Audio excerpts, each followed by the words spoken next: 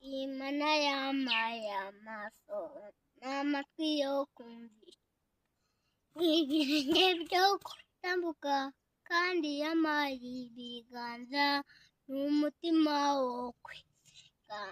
Ndayishima iteka ryose, amena. Zaburi ya mbere. Ayigunda kwikiza imigambi y'ababi, ntagare mu nzira y'abanyabyaha, nicane no kuba, ahubwo amategeko y'iteka niyo yishimira, kandi amategeko yibwira ku manywa na nijoro.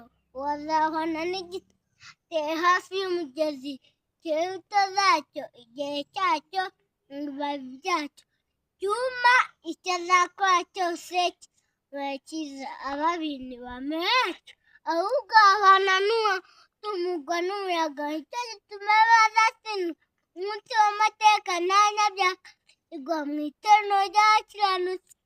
Kuko Uwiteka ari abakiranutsi, ariko inzira y'ababi izarimbuka.